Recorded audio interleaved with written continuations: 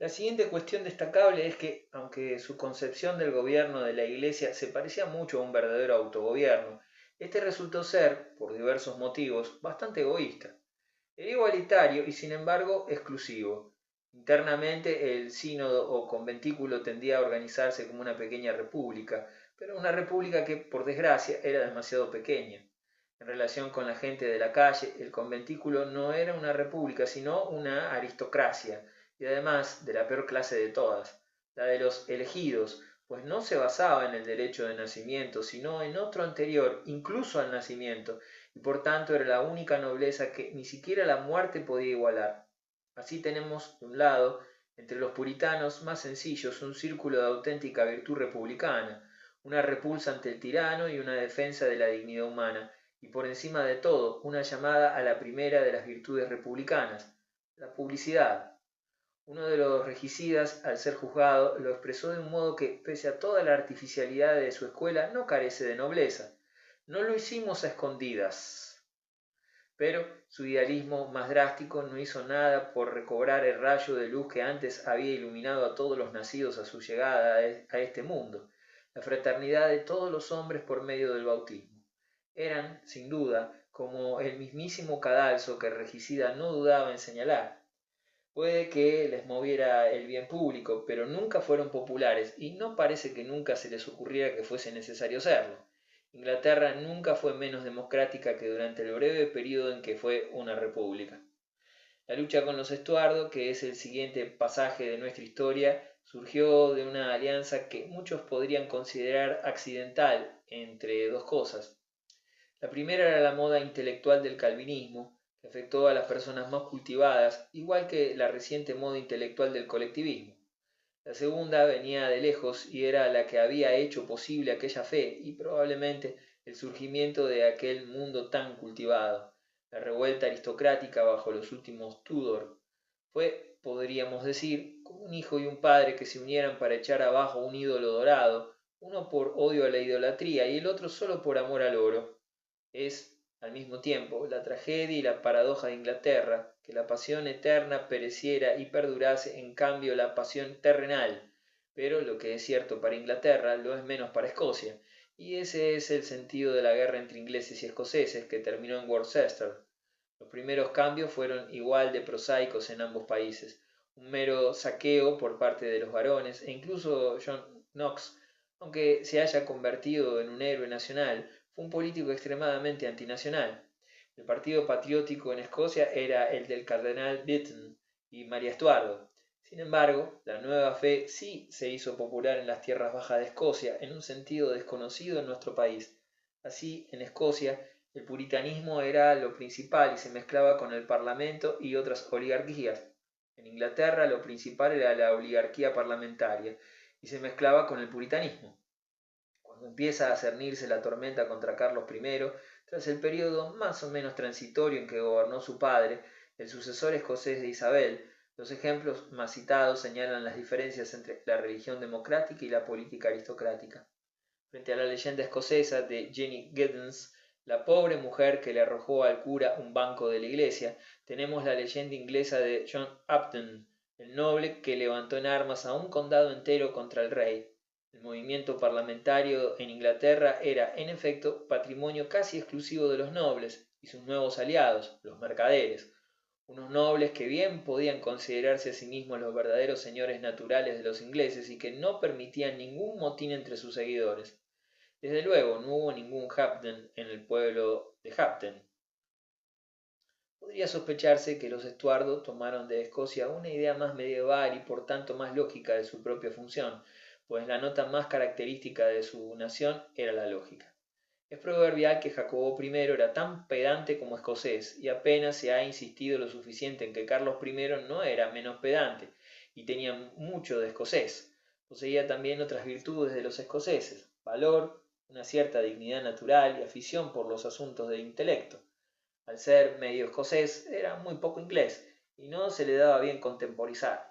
En lugar de eso, trataba de ser inflexible y daba la impresión de violar sus promesas, y sin embargo habría podido ser mucho más contradictorio si hubiese sido más jovial y confuso, pero era de esos que lo ven todo en blanco y negro, y así se le recuerda, sobre todo por lo que vio en negro.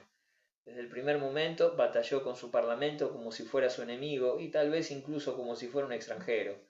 El asunto es bien conocido y no tenemos por qué ser como aquel caballero que ansiaba terminar el capítulo para saber lo que le ocurría a Carlos I.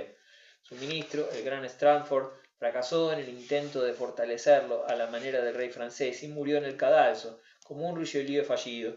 Puesto que el Parlamento ejercía el poder del dinero, Carlos apeló al poder de la espada y al principio pareció convencer a todos, pero la fortuna terminó por ponerse del lado de la acaudalada clase parlamentaria. La disciplina del nuevo ejército y la paciencia y el genio de Cromwell y Carlos sufrió la misma muerte que su fiel servidor. Históricamente la disputa se resolvió a través de una serie de ramificaciones que en general tal vez hayan sido estudiadas con más detalle del que merecen, en la gran cuestión moderna de si el rey puede gravar un impuesto sin la autorización del Parlamento. El problema lo planteó Hampden, el gran magnate del condado de Buckingham, de cuestionar la legalidad de un impuesto aprobado por Carlos, supuestamente para la Armada Nacional. Como incluso los innovadores necesitan buscar una justificación en el pasado, los nobles puritanos convirtieron en leyenda la Carta Magna medieval y al hacerlo acertaron de pleno con una tradición auténtica, pues ya hemos visto que la concesión del rey Juan había sido antidespótica sin ser democrática. Estas dos verdades atañen a dos aspectos muy inciertos del problema de la caída de los Estuardos y deben considerarse por separado. En lo que se refiere a la democracia, ningún ingenuo al enfrentarse a los hechos podría llamarse engaño. Es muy posible que en el siglo XVII el Parlamento combatiera por la verdad, pero es insostenible que lo hiciera por el pueblo.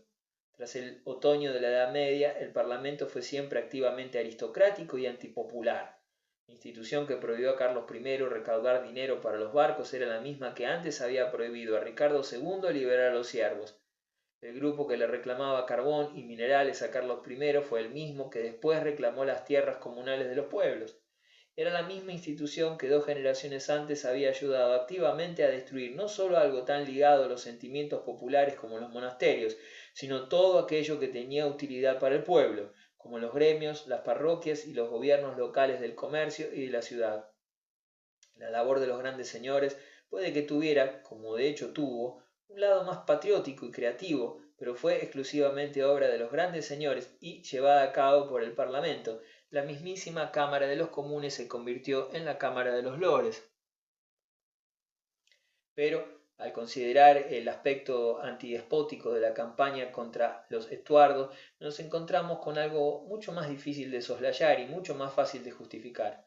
Sobre los Estuardos se han dicho muchas estupideces, pero sin comprender apenas las verdaderas razones de sus enemigos, ya que están relacionadas con aquello que más suele olvidar nuestra historia insular, la situación en el continente. Es necesario recordar que, aunque los Estuardos fracasaran en Inglaterra, combatían por cosas que triunfaban en Europa. Nos referimos a grandes rasgos, en primer lugar, a los efectos de la Contrarreforma, que hicieron que los protestantes más sinceros consideraran el catolicismo de los Estuardos no como el último parpadeo de una vieja llama, sino como la chispa capaz de extender la conflagración. Carlos II, por ejemplo, era un hombre de enérgicas convicciones intelectuales, escéptico y casi malhumorado, y, aunque a regañadientes, estaba casi totalmente convencido de que el catolicismo era una filosofía. La otra cuestión, y la más importante, era la tremenda autocracia que se estaba edificando en Francia, como si fuera una nueva Bastilla. Era más lógica y en muchos sentidos más igualitaria e incluso equitativa que la oligarquía inglesa, pero acabó convirtiéndose en una tiranía en caso de rebelión o incluso de resistencia. Carecía de las rudas salvaguardas inglesas de los jurados y de las buenas costumbres establecidas por la vieja ley común, y a cambio tenía la lettre de cachet, tan incontestable como mágica. Los ingleses que desafiaban la ley probablemente les iba mejor que a los franceses, aunque un satírico francés habría dicho que a quien les iba peor era a los ingleses, que la respetaban. El ordenamiento de la vida normal de las personas dependía del señor, pero cuando actuaba como magistrado tenía más limitaciones. Era más fuerte como señor de la aldea, pero más débil como agente del rey. Al defender este estado de cosas, los Wright no pretendían defender la democracia, aunque en cierto sentido defendían la libertad. Defendieron incluso algún resto de las libertades medievales, aunque no precisamente los mejores. el localismo no del todo carente de elementos liberales que perduraban en el sistema aristocrático. Quienes amaban aquellas cosas debieron alarmarse ante el leviatán del Estado, que para Hobbes era solo un monstruo y para Francia era un hombre solo. Por lo que se refiere a los simples hechos, es necesario insistir en que, por desgracia, todo lo que era puro en el puritanismo estaba pasando ya a mejor vida. El mejor ejemplo de la transición que lo hizo desaparecer lo encontramos en un hombre extraordinario a quien precisamente suele atribuírsele el mérito de haber logrado su triunfo. Oliver Cromwell ha pasado a la historia más como el dominador del puritanismo que como su líder. No hay duda de que estuvo imbuido, sobre todo en su juventud y probablemente durante toda su vida, de las sombrías pasiones religiosas de la época, pero a medida que su figura fue cobrando importancia, tomó partido por el positivismo de los ingleses frente al puritanismo de los escoceses. Era uno de los señores puritanos, pero cada vez se fue haciendo más señor y menos puritano, y con él apunta ya el proceso por el que los señores acabaron siendo paganos. Esa es la clave para entender todo lo que se ha alabado y criticado de él, tanto su relativa cordura, su tolerancia y la eficiencia moderna de muchos de sus actos, como su grosería, su pragmatismo, su cinismo y su falta de compasión hacia los demás. Era todo lo contrario de un idealista y es imposible idealizarlo sin caer en el absurdo, pero también era, como la mayoría de nuestros señores, un inglés genuino, que no carecía ni de preocupación por los asuntos públicos, ni, desde luego, de patriotismo. La propia sinrazón de su toma personal del poder, que destruyó un gobierno ideal e impersonal, era en el fondo muy inglesa. Lo de matar al rey no me parece que fuera idea suya, y desde luego no es propio de él. Fue una concesión a los elevados e inhumanos ideales del pequeño grupo de puritanos sinceros con quienes tuvo que contemporizar, aunque después no llegaran nunca a ponerse de acuerdo con ellos. Hubo más lógica que crueldad en aquel acto no cromwelliano, pues aunque trató con una crueldad brutal a los irlandeses, a quienes el nuevo exclusivismo espiritual consideraba simples bestias, o como diríamos hoy, con un eufemismo, aborígenes, su temperamento práctico le impulsaba más a esas carnicerías, en lo que le parecían los confines de la civilización que a una especie de sacrificio humano en su mismo centro y foro. Cromwell no es un regicida representativo. En cierto sentido, aquella decapitación le sobrepasó por varias cabezas. Los verdaderos regicidas actuaron dominados por una especie de trance o de visión, y a él no le atormentaban las visiones. Pero la verdadera colisión entre los aspectos religiosos y racionales del movimiento del siglo XVII se produjo simbólicamente en aquel tormentoso día de Dunbar, cuando los enardecidos predicadores escoceses sometieron a Leslie y le obligaron a descender al valle para ser víctima del sentido común cromwelliano. Cromwell dijo que Dios los había puesto en sus manos, pero fue su propio Dios el que los entregó, el Dios sombrío y antinatural de los sueños calvinistas, tan poderoso y tan efímero como una pesadilla.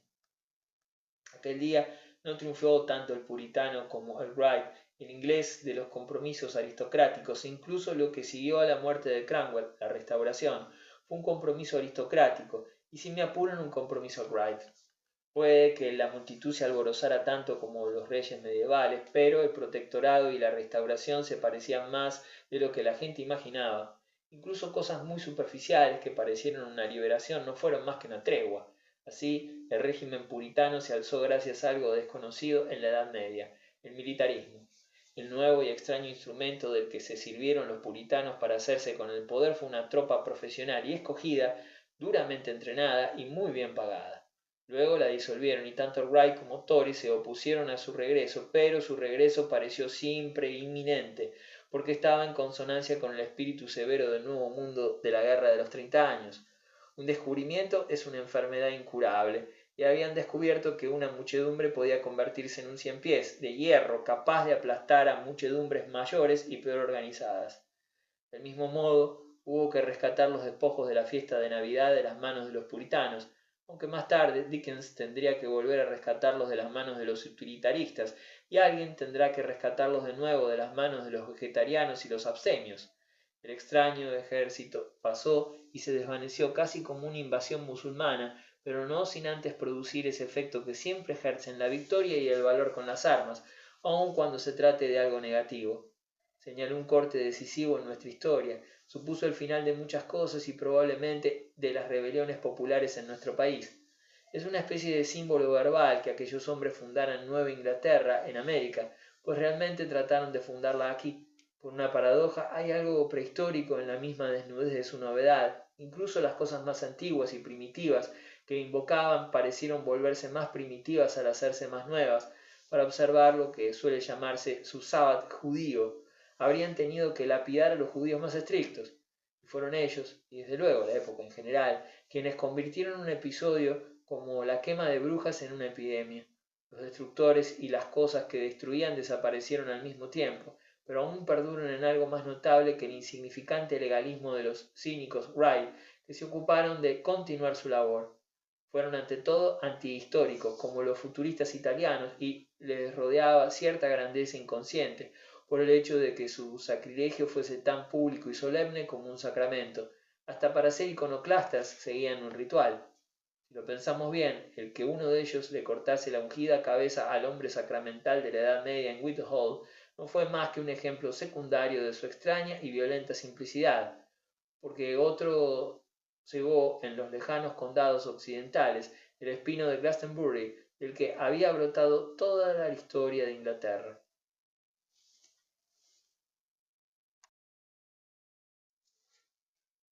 14. El triunfo de los Wrights. Se piense o no que la Reforma reformó algo en realidad, hay pocas dudas de que la Restauración no restauró nada realmente. Carlos II nunca fue rey en el sentido antiguo, sino un jefe de la oposición a sus propios ministros.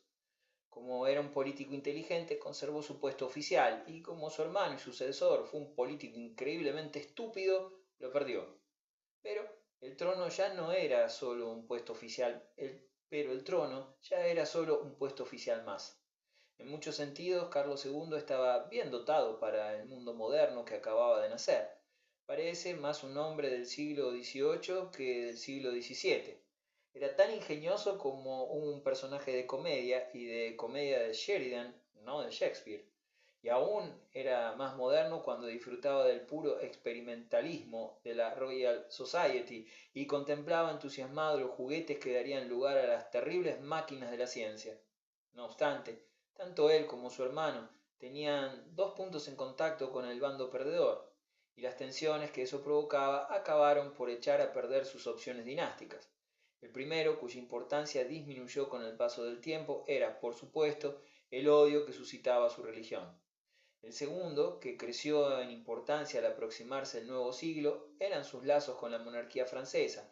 Antes de pasar a otra época mucho más irreligiosa, abordaremos el estudio de las luchas religiosas, cuestión muy enrevesada y nada fácil de seguir. Los Tudor habían empezado a perseguir a la antigua religión antes de dejar de pertenecer a ella. Se trata de una de esas complejidades de las épocas de transición que solo pueden expresarse mediante contradicciones. Cualquier persona típica de la época isabelina estaba firme y a veces violentamente convencida de que los curas debían ser célibes, y al mismo tiempo estaba dispuesta a dar tormento y descuartizar a cualquiera a quien sorprendiese conversando con uno de los pocos curas que se mantenían célibes. Semejante misterio, que podría explicarse de varias maneras distintas, se extendía a toda la Iglesia de Inglaterra y a gran parte del pueblo inglés. Llámeselo una comunidad católica del anglicanismo o simplemente una lenta extirpación del catolicismo, pero no hay duda de que, en una época tan tardía como la de la Guerra Civil, un párroco como por ejemplo Herrick seguía imbuido por supersticiones católicas en un sentido que hoy podríamos llamar europeo. No obstante, muchos párrocos similares habían desarrollado ya una pasión paralela y opuesta, y consideraban el catolicismo continental no ya la iglesia errada de Cristo, sino la auténtica iglesia del anticristo. Por eso resulta tan difícil calcular hoy las proporciones del protestantismo, pero lo que no hay ninguna duda es de su presencia, sobre todo en centros de la importancia de Londres. En la época de Carlos II, tras las purgas del terror puritano, se había convertido en algo más humano y connatural que el mero exclusivismo de los credos calvinistas o las marrullerías de los nobles Tudor. La rebelión de Monmouth demostró que tenía respaldo popular, aunque insuficiente, y es que, pese a que nunca llegó a hacerse con el pueblo, la fuerza antipapista se hizo con la multitud. Era probablemente una multitud cada vez más urbana y sometida a esas mismas epidemias de minuciosos engaños con las que manipulan hoy en día los periódicos sensacionalistas a las masas urbanas. Una de esas inquietantes primicias, por no emplear el término menos técnico de mentiras, fue la conspiración papista, tormenta que Carlos II supo capear con prudencia. Otra fue el cuento del calentador o del falso heredero al trono que terminó llevándose por delante a Jacobo II. Aun así, no podría haberse asestado el último golpe de no ser por uno de esos ilógicos y casi encantadores localismos por los que siente tanta inclinación el temperamento inglés. Tanto entonces como ahora, el debate sobre la Iglesia anglicana se diferenciaba de casi todos los demás en un punto esencial. No se trataba de un debate sobre lo que debería hacer o cambiar una institución, sino sobre lo que dicha institución era en realidad. Tanto entonces como ahora, uno de los partidos se preocupaba por ella solo porque la consideraba católica y el otro porque la consideraba protestante. Pues bien, no hay duda de que a los ingleses les había sucedido algo casi inconcebible para un escocés o un irlandés. Muchísima gente corriente era adepta a la iglesia anglicana sin tener muy claro qué es lo que era. Su influjo era visiblemente distinto del de la iglesia medieval, pero también del estéril prestigio de la nobleza que la abrazó durante el siglo siguiente. Macaulay, con propósito muy distinto, dedicó algunas páginas a demostrar que en el siglo XVII un clérigo anglicano era tan solo un servidor de mayor rango social. Es posible que esté en lo cierto, pero se le escapa que eso no era más que la continuidad decadente del sacerdocio democrático de la Edad Media. A un cura no se le trataba como a un caballero, pero a un agricultor se le trataba como un sacerdote. Y por aquel entonces en Inglaterra, igual que ocurre hoy en Europa, muchos tenían la impresión de que el sacerdocio estaba muy por encima de la nobleza. En suma, la Iglesia nacional fue al menos verdaderamente nacional en un sentido muy vívido por lo que se refiere a los sentimientos, pero muy vago desde el punto de vista del intelecto. Por eso, cuando Jacobo II pareció amenazar aquella comunión practicante, levantó en su contra algo que, como mínimo, era más popular que la simple severidad de los señores Wright. Hay que añadir, además, algo que suele pasarse por alto. Me refiero al hecho de que la llamada influencia papista se consideraba entonces revolucionaria. Los jesuitas eran para los ingleses no solo unos conspiradores, sino una especie de anarquistas. Hay algo en las especulaciones abstractas que espanta a los ingleses, y las especulaciones abstractas de algunos jesuitas, como Suárez, giraban en torno a una democracia extrema y a otra serie de cosas que aquí eran inconcebibles. Por eso, las llamadas a la tolerancia del último Estuardo a muchos les parecían tan vacías como el ateísmo. Los únicos ingleses del siglo XVII con cierta capacidad de abstracción trascendental fueron los cuáqueros, y el acomodaticio equilibrio inglés se convulsionó al ver que ambos se daban la mano. Y es que, precisamente, porque ambos eran filosóficos, hacía falta mucho más que una intriga de los Estuardo para que aquellos dos extremos se pusieran de acuerdo y se produjera la alianza entre el espíritu fatigado pero irónico de Carlos II y la mentalidad más sutil y distanciada de William Penn. De modo que gran parte de Inglaterra estaba muy alarmada respecto a los planes de tolerancia de Carlos II, pues, sinceros o no, parecían muy teóricos y por tanto fantásticos. Eran demasiado avanzados para la época, o para emplear un lenguaje más inteligente, demasiado sutiles y etéreos para aquella atmósfera, y al apego de los ingleses moderados, por lo concreto, hay que añadir, no sabemos en qué proporción, una persecución y un odio casi frenético hacia el papado. Como hemos visto, hacía ya mucho que el Estado se había convertido en un instrumento de tortura contra los curas y los amigos de los curas.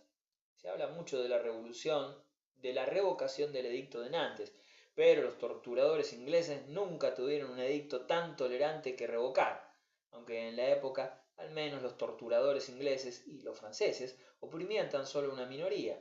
Por desgracia, había otra provincia en la que el gobierno persiguió y con más ahínco a la mayoría.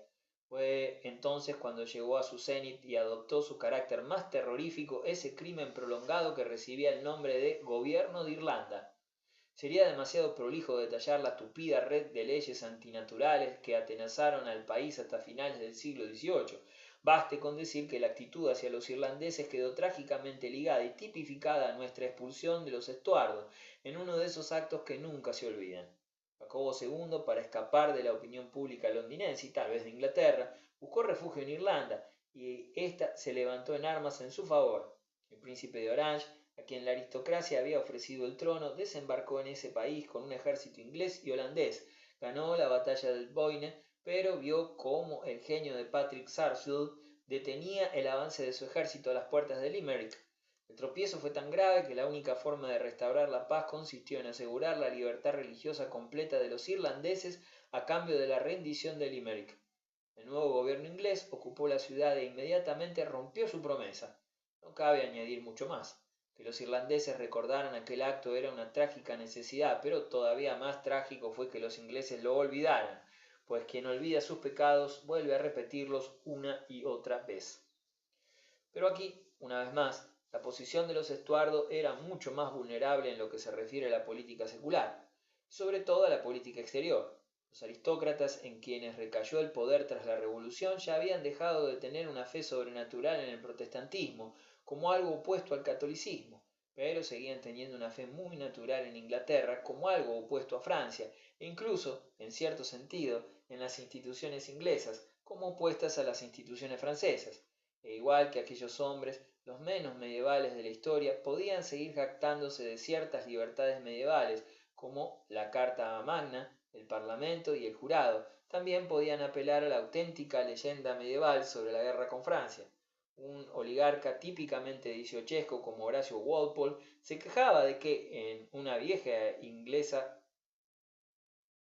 el guía le incomodara con detalles sobre una persona irrelevante llamado San Fulano, cuando lo que él buscaba eran los restos de Juan de Gante, y lo decía con toda la ingenuidad del escepticismo, sin imaginar siquiera lo mucho que se alejaba de Juan de Gante al hacerlo. Pero aunque su idea de la historia medieval no fuese más que una mascarada, quienes combatían con los franceses todavía podían, en cierto sentido casi ornamental, embutirse la armadura del príncipe negro o ceñirse la corona de Enrique de Beaumont. En eso es más que probable que los aristócratas fuesen tan populares como lo son siempre los patriotas. Es verdad que los últimos Estuardos fueron todo lo menos antipatrióticos, y de Jacobo II puede muy bien decirse que fue el fundador de la Armada Británica, pero sus simpatías estaban con Francia, entre otros países extranjeros. En Francia se refugiaron, primero el mayor y luego el más joven, tras el período de su gobierno, y Francia apoyó a los posteriores esfuerzos de los jacobitas por restaurar su dinastía, y para la Nueva Inglaterra, sobre todo para la nueva nobleza inglesa, Francia era el enemigo. La transformación que sufrieron las relaciones exteriores de Inglaterra al final del siglo XVII la simbolizan dos etapas concretas y claramente diferenciadas. En la primera se produjo el acceso al trono de un rey holandés, y en la segunda el acceso al trono de un rey alemán. La primera tiene todas las características que convierten un hecho antinatural en algo natural. La segunda reúne una serie de condiciones que hacen muy difícil considerarla natural y solo permiten llamarla necesaria. Guillermo de Orange fue como un cañón introducido por la grieta de un muro, un cañón extranjero, desde luego, y utilizado en una guerra más extranjera que inglesa, pero aún así una guerra en la que los ingleses y sobre todo los aristócratas ingleses podían desempeñar un papel de relevancia. Jorge de Hanover solo fue algo con lo que los aristócratas ingleses taponaron un agujero en un muro, conscientes de que se limitaban a rellenarlo con escombros. En muchos sentidos, Guillermo, pese a su evidente cinismo, continuó la tradición del puritanismo más imponente y adusto. En su fuero íntimo era un calvinista, pero nadie sabía lo que pudiera ser Jorge, y a nadie parecía importarle, salvo porque no era católico. En su tierra, Guillermo había sido un magistrado, en parte republicano, que había participado en lo que una vez fue un experimento puramente republicano, y compartía los ideales más fríos y racionales del siglo XVII. Jorge, en su tierra, era más o menos como el rey de los caníbales, un gobernante personalista y bárbaro que ni siquiera actuaba con la suficiente lógica como para ser considerado un déspota. Guillermo era un hombre de una aguda, aunque limitada, inteligencia. Jorge carecía totalmente de inteligencia, y en cuanto a los efectos de su advenimiento, Guillermo se casó con un Estuardo y ascendió al trono de la mano de un Estuardo. Era una figura familiar y formaba ya parte de la familia real. Con Jorge entró en Inglaterra algo que casi nunca se había visto antes por estos pagos, algo apenas mencionado en los escritos medievales y renacentistas, salvo como cuando se menciona a un Hotentote, el bárbaro de más allá del Rin. El reinado de la reina Ana, que ocupa el periodo entre ambos reyes extranjeros, es por tanto la verdadera época de transición. Es el puente entre una época en la que los aristócratas eran lo suficientemente débiles como para solicitar la ayuda de un hombre fuerte, y la época en la que eran lo suficientemente fuertes como para llamar a un hombre más débil que les permitiese ayudarse a sí mismos. Todo simbolismo supone una simplificación y una simplificación excesiva, pero el conjunto bien puede simbolizarse como la lucha entre dos grandes figuras, dos caballeros y hombres de genio, tan valientes y claros acerca de sus fines como violentamente opuestos en todo lo demás. Uno de ellos era Enrique St. John, Lord Bolingbroke, el otro era John Churchill, el famoso e infame Duque de Marlborough. La historia de Churchill es, ante todo, la historia de la revolución y su éxito. La historia de Bolingbroke es la historia de la contrarrevolución y su fracaso. Churchill es el tipo representativo de esta época extraordinaria, pues ofrece una mezcla de gloria y deshonor. Cuando pasadas unas cuantas generaciones la nación empezó a ver a la nueva aristocracia como algo normal, produjo unos cuantos ejemplos no solo aristocráticos, sino caballerescos. La revolución nos convirtió en un país gobernado enteramente por caballeros. Las universidades y escuelas populares de la Edad Media, como los gremios y las abadías, habían sido asaltadas y convertidas en lo que son ahora, fábricas de caballeros, cuando no de simples snobs. Hoy es difícil caer en la cuenta de lo que llamamos escuelas públicas, lo fueron. La revolución las hizo tan elitistas como lo son ahora, pero al menos en el siglo XVIII nos dio grandes caballeros en el sentido generoso, tal vez demasiado generoso, que se le da hoy al título. La historia nos ha dejado nombres como Nelson o Fox, de personajes no solo honrados, sino de una honradez romántica y temeraria. Ya hemos visto que el fanatismo de los últimos reformadores desfiguró las iglesias que los primeros habían desfigurado solo por avaricia. De forma muy parecida, los Wright del siglo XVIII alababan por pura magnanimidad lo que los Wright del siglo XVII habían hecho por pura mezquindad. Lo mezquino de su mezquindad solo puede concebirse si reparamos en que hasta un gran héroe militar carecía de las virtudes militares más elementales, la lealtad a la bandera y la obediencia a sus superiores, y se abrió paso a una serie de campañas que contribuyeron a hacerlo inmortal con el espíritu cauto de un salteador de caminos. Cuando a petición de otros nobles Wright, Guillermo desembarcó en Torbay, Churchill, como si quisiera acercarse más al ideal de su imitación de El Iscariote, acudió a ver a Jacobo con desvergonzadas protestas de amor y lealtad, se alzó en armas para defender al país de la invasión y luego entregó tranquilamente el ejército al invasor. Pocos podrían aspirar a perfecto acabado de semejante obra de arte, pero a su modo, todos los políticos de la Revolución se regían por un modelo ético similar. Mientras pululaban alrededor del trono de Jacobo, apenas había ninguno que no mantuviera correspondencia con Guillermo. Después, cuando pululaban alrededor del trono de Guillermo, apenas había ninguno que no la mantuviera con Jacobo. Fueron esa clase de hombres quienes derrotaron al jacobismo irlandés mediante la traición de Limerick, y fue la misma clase de hombres la que derrotó al jacobismo escocés mediante la traición de Glencoe. Así, la extraña y vistosa historia de la Inglaterra del siglo XVII basa su grandeza en la pequeñez, como una pirámide que se sostiene sobre la punta. O, para utilizar otra metáfora, la nueva oligarquía mercantil podría simbolizarla, incluso por su apariencia externa, su hermana mayor, la oligarquía mercantil de Venecia. Toda su solidez radicaba en la superestructura y toda su inestabilidad en los cimientos. El gran templo edificado por Chatham y Warren Hastings se alzó en sus orígenes sobre algo tan inestable como el agua y tan fugitivo como la espuma. Por supuesto, relacionar la inestabilidad de ese elemento con la inquietud y la inconstancia de los señores del mar es solo mero capricho, pero no hay duda de que en el origen, si no en las últimas generaciones de nuestra aristocracia mercantil, se dio algo demasiado mercantilista, algo que se había empleado ya contra otro ejemplo aún más antiguo de la misma política y que se conoce como Punica Fides. El gran monárquico Stranford había dicho, camino del cadalso, no confiéis en vuestros príncipes. El gran monárquico Bolingbroke bien podría haber añadido, y mucho menos en los príncipes mercaderes. Bolingbroke representa toda una serie de convicciones que tuvieron un gran peso en la historia inglesa, pero que con el reciente devenir de los acontecimientos parecen haberse borrado de la vista. Sin embargo, es imprescindible comprenderlas para poder entender nuestro pasado y yo añadiría que incluso nuestro futuro. están curiosamente presentes en los mejores libros ingleses del siglo XVIII, pero la cultura moderna es incapaz de reparar en ellas ni teniéndolas ante sus ojos. Están en el Dr. Johnson, tanto cuando denuncia al gobierno de la minoría en Irlanda como cuando dice que el primer Wright fue el diablo. Están en Goldsmith, son la clave de su hermoso poema, La aldea abandonada, y están expuestas teóricamente con gran lucidez y gracia en El vicario de Wakefield.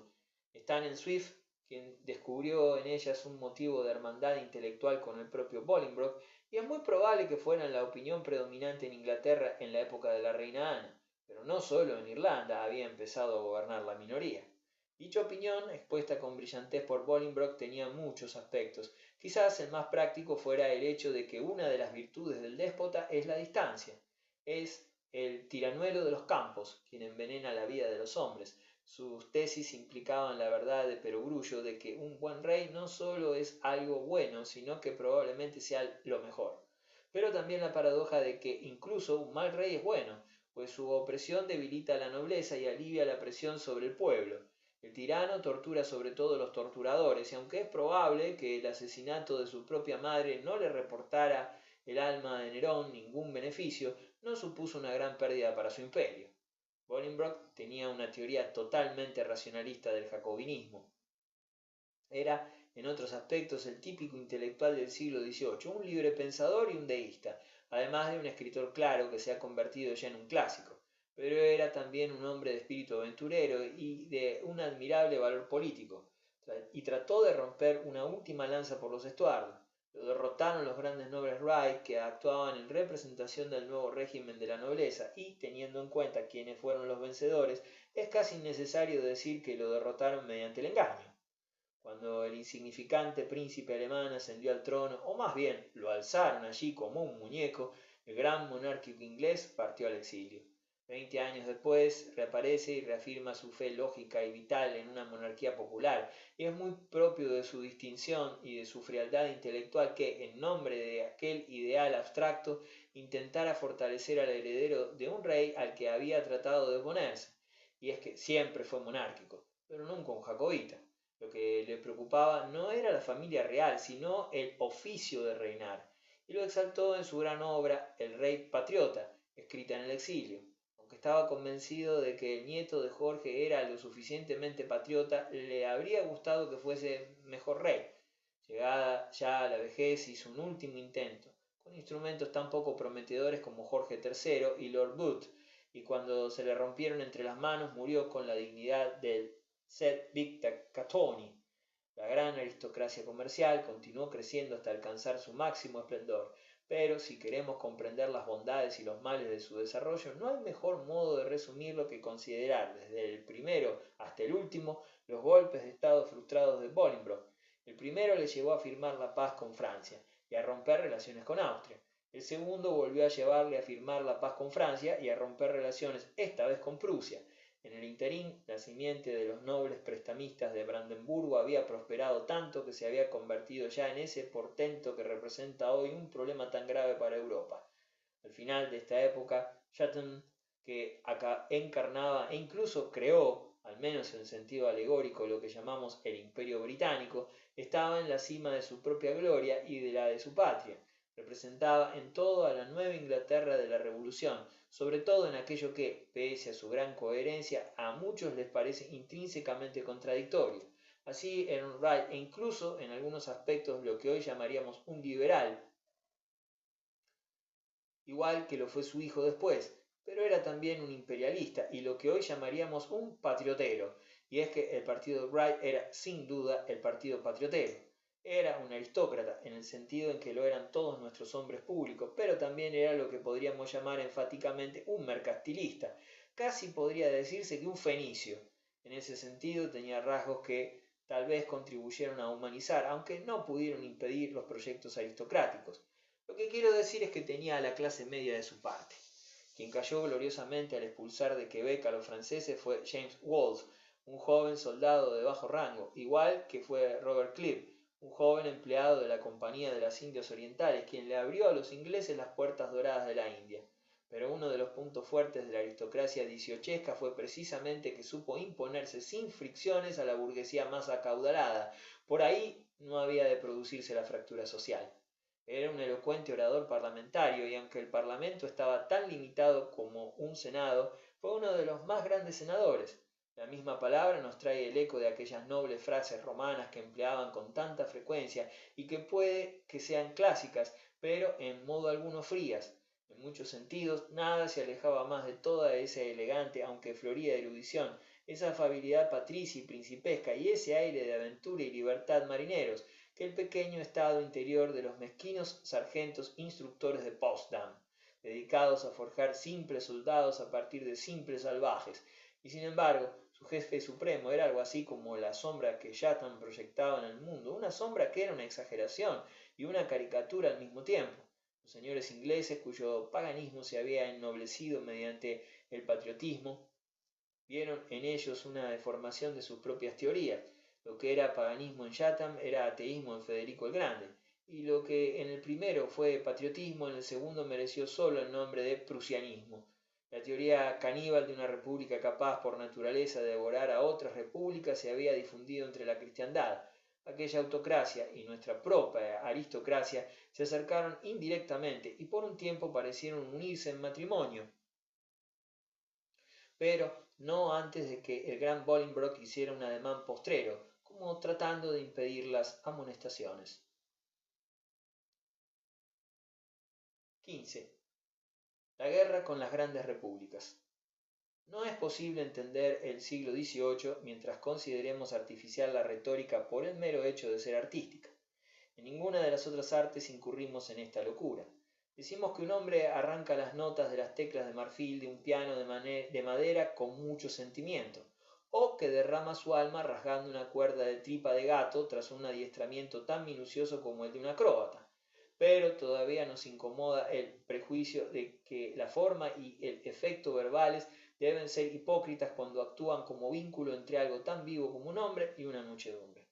Dudamos de las intenciones del orador pasado de moda, porque sus periodos son tan rotundos y afilados que son capaces de transmitir sus sentimientos, pero antes de criticar a cualquier eminencia del siglo XVIII es preciso admitir su perfecta sinceridad artística.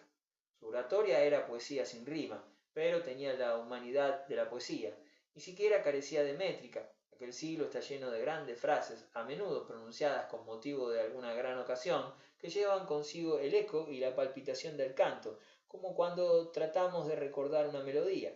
Las palabras de Nelson, las gané con honor, pereceré con ellas, tienen más ritmo que muchos de esos que llaman vers libres.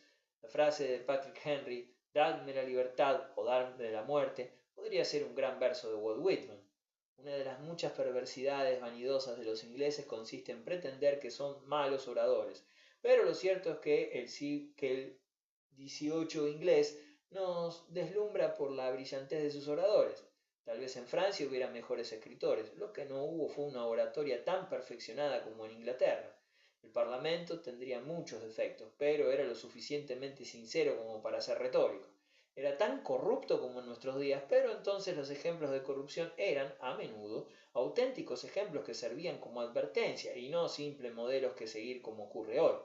Se mostraba tan indiferente como ahora hacia los distritos electorales, aunque tal vez los distritos no demostraban por él la misma indiferencia. Era tan snob como lo es ahora, aunque probablemente respetara más el rango social y menos la riqueza. En cualquier caso, el Parlamento era un Parlamento y cumplía con su obligación hablando y sobre todo tratando de hablar bien. No se limitaba a actuar por simple incapacidad de discutir las cosas como hace ahora, sino que era, para gloria eterna de nuestra patria, una enorme tienda de palabras, y no una almoneda donde se venden y compran consejos financieros y cargos oficiales. Y como ocurre con todos los artistas, los cuidados que dedicaba el hombre del siglo XVIII a la oratoria son prueba de su sinceridad, y no de lo contrario. Si un elogio entusiasta de Burke nos parece tan rico y elaborado como un soneto amoroso es porque Burke está tan entusiasmado como un enamorado. Si una frase reprobatoria de Junius nos parece tan cuidadosamente preparada como un veneno de renacimiento es porque Junius está tan sinceramente indignado como un envenenador. Nadie que haya reparado en esta verdad psicológica se atreverá a dudar por un momento del franco entusiasmo por la libertad que embargaba a muchos aristócratas ingleses del siglo XVIII. Sus voces se elevaban como trompetas sobre sus mismas palabras. Cualquiera que fueran las intenciones de sus antepasados, estos hombres eran sinceros cuando hablaban del sagrado recuerdo de Hampden o de la majestad de la Carta Magna. Entre los patriotas, a quienes Walpole llamaba los muchachos, había muchos que eran verdaderos patriotas, o mejor aún, que verdaderamente eran muchachos. Y por decirlo de otro modo, entre los aristócratas Wright había muchos que eran auténticos Wright, en el sentido de la definición ideal que identificaba a su partido con la defensa de la ley frente a tiranos y cortesanos. Y si el hecho de que los aristócratas Wright fueran Wright hiciera abrigar alguna duda sobre si los aristócratas Wright eran verdaderos aristócratas, la respuesta puede encontrarse en las leyes de caza y cercados que aprobaban, o en el estricto código del duelo y la definición del honor en la que todos insistían. Si, pese a todo, alguien se pregunta todavía si estoy en lo cierto al considerar su mundo una aristocracia y, en su contrario, una democracia, la verdadera prueba histórica es que en cuanto al republicanismo hizo su aparición en el mundo, libraron dos grandes guerras con él, o, si se prefiere, otro punto de vista. Ese libró dos grandes guerras contra ellos. América y Francia revelaron la verdadera naturaleza del Parlamento inglés. El hielo puede centellear, pero una verdadera chispa demostrará que se trata solo de hielo. Así, en el preciso instante en que el encendido fuego de la revolución entró en contacto con el gélido esplendor de los Wright, se produjo un siseo y una lucha de la llama por derretir el hielo y la del agua por apagar el fuego.